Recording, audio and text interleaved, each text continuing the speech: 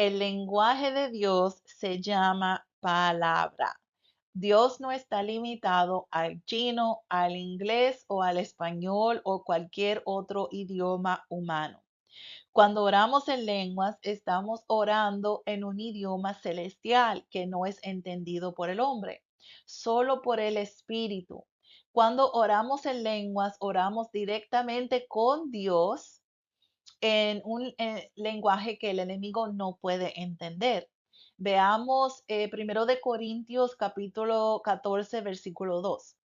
Porque el que habla en lenguas no habla a los demás, sino a Dios. En realidad, nadie entiende lo que dice, pues habla misterios por el Espíritu. Cuando oramos en lenguas, pasamos por alto nuestro propio intelecto. Podemos leer en primero de Corintios capítulo 14, versículo 14.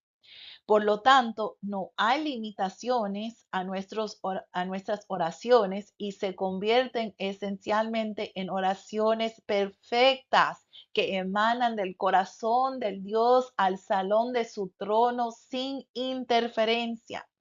Leamos Romanos capítulo 8, versículo 26. Asimismo, en nuestra debilidad, el Espíritu acude a ayudarnos. No sabemos qué pedir, pero el Espíritu mismo intercede por nosotros con gemidos que no pueden expresarse con palabras. Orar en lenguas es una forma de permitir que el Espíritu Santo interceda por nosotros.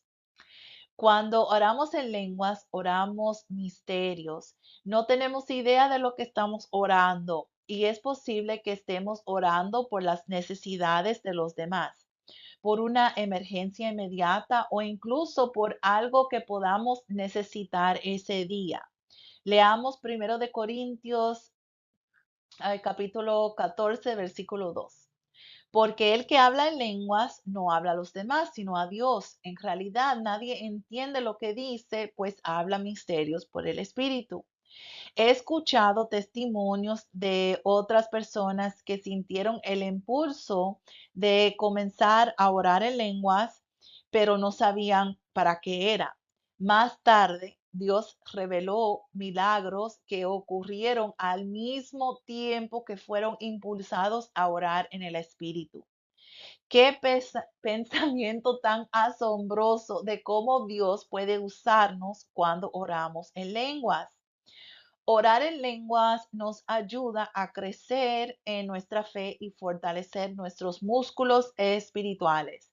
Se considera un ejercicio espiritual. Leamos en 1 de Corintios, capítulo 14, versículo 4. El que habla en lengua se edifica a sí mismo. En cambio, el que profetiza edifica a la iglesia. La persona que habla en lenguas se fortalece a sí misma, pero el que dice una palabra de profecía fortalece a toda la iglesia. Cuando más oramos en lenguas, más peso espiritual o autoridad podemos ejercer. Orar en lenguas atrae vida a nuestras vidas. Orar en lenguas es orar a través del poder del Espíritu Santo, la voluntad directa del Padre.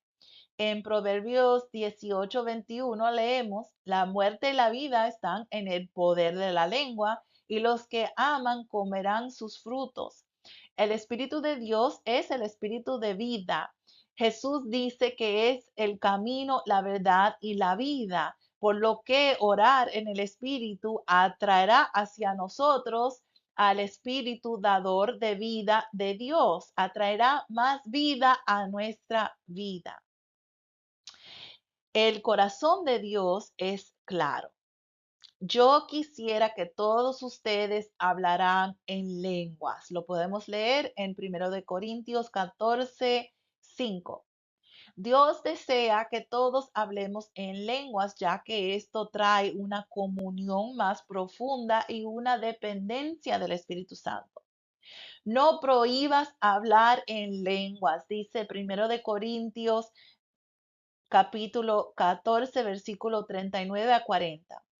En su tiempo personal de oración, eh, no debe de haber límites para orar en lenguas. Hay diferentes tipos de lenguas que pueden ayudarte a guiarte cuando usar tu regalo en público. Hay 4 tipos de lenguas diferentes explicadas en la Biblia.